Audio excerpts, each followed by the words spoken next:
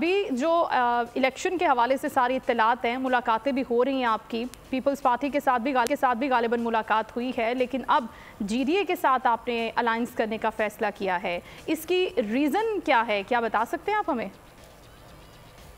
देखिए, ये सब कुछ क़ब्ल अज़ वक्त है, लेकिन बहरहाल जीडीए के साथ जो मुलाकात हुई है, हमें इस पैराहे में सोचना है कि पिछले 15 साल में पीपल्स पार्टी ने अवाम को क्या डिलीवर किया है, सिंध की देही और शहरी अवाम को क्या डिलीवर किया है। पीपल्स पार्टी को तकरीबन जो है 15 से 20 हज़ार अरब रुपए मिले हैं। वो पैसों का हिसाब कहाँ है? जिस सिस्टम की आज सब लोग बात कर रहे हैं कि हर जगह हर महकमे में एक सिस्टम चल रहा है, जिसको कि अब जो है सिस्टम को खत्म करने की बातें हो रही हैं, तो इसका मतलब कुछ ना कुछ तो था। अब अगर तो अवाम को 15 साल में कोई चीज डिलीवर हुई होती, कोई कहीं से किसी चीज की ये खबर आ रही होती कि हाँ एक जगह कहीं कोई बेहतर काम हुआ है, कहीं पे अवाम को सुकून मिला हो, तो फिर तो समझ आती है कि पीपल्स पार्टी के साथ कोई बातचीत हो। जीडीए के साथ डेफिनेटली बातचीत हुई है और जाहिर सी बात है कि जीडीए जो है वो भी सिंध के जो है देही इलाकों की एक नुमाइंदा जमात है। तो लोग परेशान हैं, लोगों को जाहिर है हल चाहिए, they are looking for an alternate for Pakistan Peoples Party. तो हमने वो फैसले करने हैं जो अवाम को काबिल कबूल हो, जो अवाम के हक में बेहतर हो, जो अवाम के मुस्तकबिल के लिए बेहतर हो, ना कि अवाम के लिए परेशानियों का दोबारा अगले 5 साल के लिए बाइस बने। तो यही हमारी सोच है, यही हमारी पॉलिसी और हम इसी पर अमल पैरा है।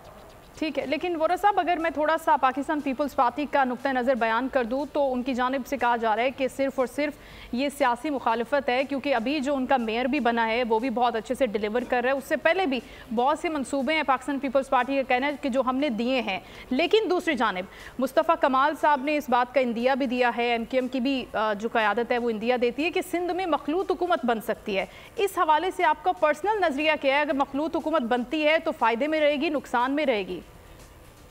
देखें, हुकूमत मखलूत उस वक्त बनती है जब जाहिर सी बात है कि एक पार्टी के पास मुकम्मल नुमाइंदगी नहीं होती और फिर जो है मुख्तलिफ पार्टियां मिलकर मखलूत हुकूमत बनाती हैं। माजी में मखलूत हुकूमत जब बनी है वो एक कामयाब दौर था। मखलूत हुकूमत बनने से जो है कम अज कम ये होता है कि चेक एंड बैलेंस होता है, हर पार्टी एक दूसरे को चेक कर रही होती है, बैलेंस कर रही होती है।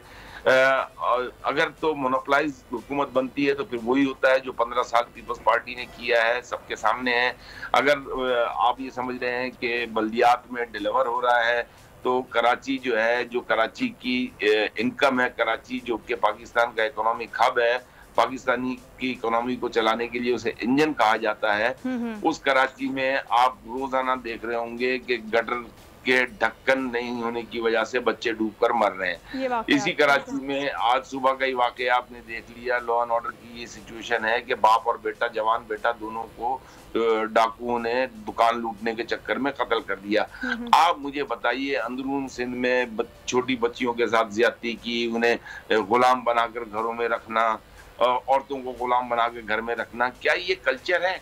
क्या हम किस दौर में रह रहे हैं? हम यहाँ पर एक तरफ तो देखते हैं कि हमारा हमसाया मुल्क जो है वो चांद पर पहुंच गया, उसके पास साइंसदानों की एक लंबी फहरिस्त है, और हम यहाँ गटर के ढक्कन को रो रहे हैं। हम यहाँ पे और उस शहर के लिए रो रहे हैं जो उस शहर मुल्क को चला रहा है। आप की क्या डिलीवरेंस है? आप पीपल्स पार्टी अगर कहती है हमने कोई डिलीवर किया है तो आप खुद मुझे बता दें। आप मुझसे बेहतर तजिया निगार हैं, तजियागार हैं, आपको इल्म होगा कि पीपल्स पार्टी ने क्या डिलीवर किया है। कोई एक मेगा प्रोजेक्ट इनका बता दें।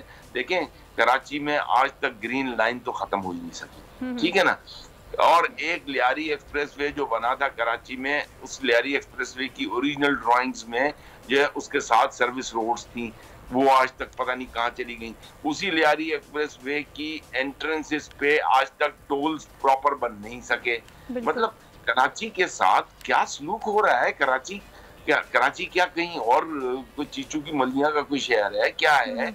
मतलब किसी और मुल्क का हिस्सा है? कराची की आवाम डिजर्व नहीं करते एक बेटर लिविंग, एक मतलब कराची की आवाम को पीस ऑफ माइंड चाहिए।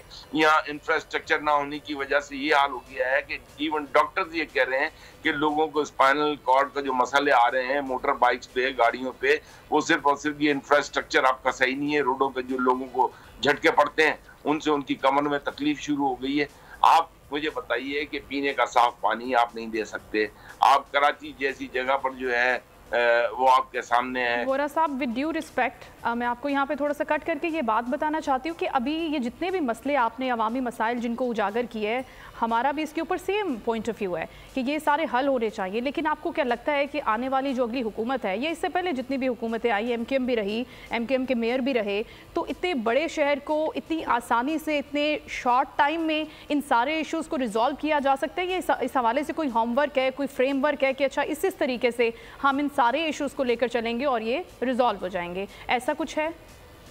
जी बिल्कुल, पूरा रोड मैप है, ऐसी बात नहीं है। लेकिन एक दौर था जब मुस्तफा कमाल वॉज द मेयर और पूरी दुनिया में, मतलब मुझे बार बार ये कहते हुए अच्छा भी नहीं लगता, बट ये हकीकत है, इस हकीकत से कोई इनकार नहीं कर सकता कि वो दौर वो था जिसमें कराची दुनिया में तेजी से तरक्की करने वाले 10 मुल्कों में शामिल था। तो कराची जो है, कराची टर्न अराउंड हो सकता है, कराची एक बेहतर कराची बन सकता है। ना सिर्फ कराची बल्कि सिंध के रूरल एरिया, सिंध के देही इलाके जहाँ पर अस्पताल नहीं है, जहाँ पर जो है स्कूल्स नहीं है। आपने अभी रिसेंटली पढ़ा होगा कि इनके ही सेक्रेटरी एजुकेशन ने जो बयान दिया है कि हजारों अरब रुपए की घपले हुए हैं 15 सालों में, स्कूल्स खत्म हो गए हैं।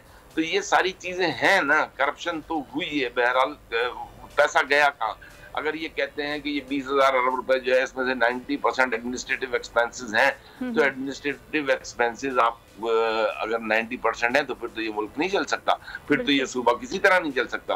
फिर तो यही ज्यादा बेहतर होता। फिर तो हम कहने पर मजबूर होंगे कि जब आप 18वीं तरमीम को सही तरीके से इस्तेमाल नहीं कर सके, बिलखुसूस फंड्स के हवाले से। राइट सर, ट्रांसपेरेंसी होनी चाहिए, फंड्स की भी काम होना चाहिए, ये पैसे लगने चाहिए अवामी मंसूबों के ऊपर। हम भी सेम पेज पर हैं इस पर। Thank you so much Arshad Vora साहब प्रोग्राम में शिरकत करने के लिए। नाज़रीन, हम सब्सक्राइब करें और बेल दबाएं ताकि कोई खबर रह न जाए।